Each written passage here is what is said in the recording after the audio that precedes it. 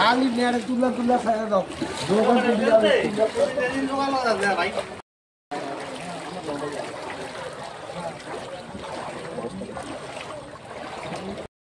আমাদের জীবদ্দশা 83 সালের আমরা ছোট ছিলাম, তারপর এত বড় বন্যা আমরা আর কখনো দেখিনি।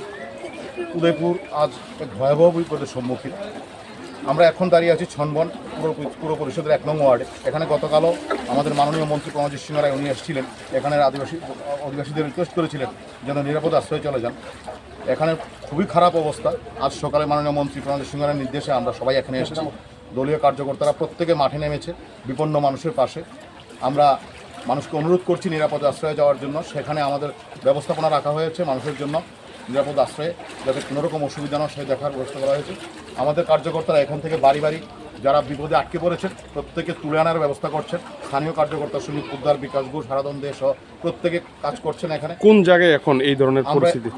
উদয়পুরের প্রায় সর্বত্র। আমরা এই মুহূর্তে ছনবন আমরা 1 নং ওয়ার্ডে দাঁড়িয়ে আছি। একই অবস্থা খিলপাড়া, একই অবস্থা রাজারবাগ, একই অবস্থা। নদীর জল কি প্রবেশ করছে গোমতী? এখান দিয়ে নদীর জল হু হু করে প্রবেশ করছে। আপনি একটু ক্যামেরা ঘোরালে একটু পরে দেখতে পাবেন এখান দিয়ে নদীর জল হু হু করে প্রবেশ। কতটা বাড়িঘর বিপজ্জনক আছে এখানে এখন পর্যন্ত? এই রাস্তার বাঁ দিক আমরা যেখানে দাঁড়িয়ে আছি আর বাঁ দিকটা পুরো বাড়িঘরগুলি বিপজ্জনক। এখানে কালী মন্দির আছে, এরপরের ভেতরে সম্পূর্ণ এখানে প্রায় 150 থেকে 200 বাড়ি, সম্পূর্ণ বাড়িগুলি বিপজ্জনক অবস্থায় আছে।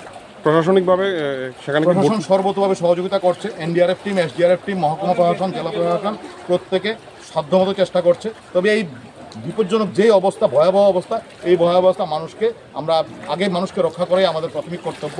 মাননীয় মন্ত্রী প্রণজিৎ সিং রায়ের নির্দেশে আমরা সেটাই করার চেষ্টা করছি।